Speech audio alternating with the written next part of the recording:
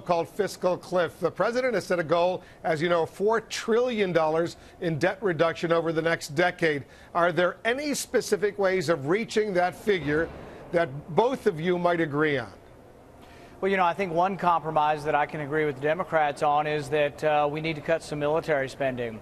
So I think the compromise is conservatives like myself who think national defense is very important should compromise on military spending, and the liberals should compromise on entitlements and on social welfare spending. I think that compromise could get to some spending cuts. Here's the question, though.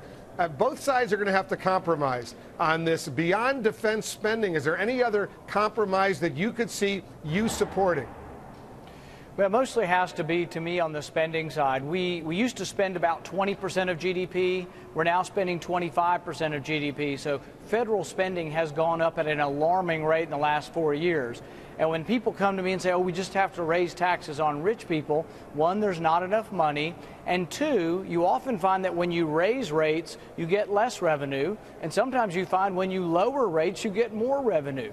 What do you make of your fellow Republican Congressman Tom Cole's proposal that Republican lawmakers should extend the tax rates for those making $250,000 a year or less, that's about 98% of Americans, before the end of this year, and deal with the tax rates for the wealthiest Americans at a later date? Once you separate them out, there's not a lot of sympathy among the public for rich people. They say, oh, let's get those rich people. But the public often doesn't realize the rich people are already paying all of the income tax. Top 1% pay almost half of the income tax.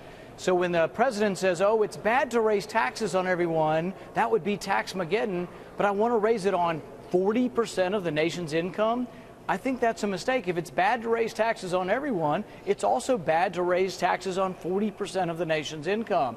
It's better to leave that money in the hands of those who earned it, leave it in Kentucky, leave it in the private sector. I understand you don't want to raise the tax rates on anyone, rich or middle class or anyone, but what about capping deductions, eliminating loopholes, stuff like that? Are you open to that? Yes, if it's part of tax reform, and that's why it's not going to happen in this. If we were to lower rates, see, for example, I think you could lower the top rate from 35 to 33 and actually get more revenue and get rid of some deductions at the same time.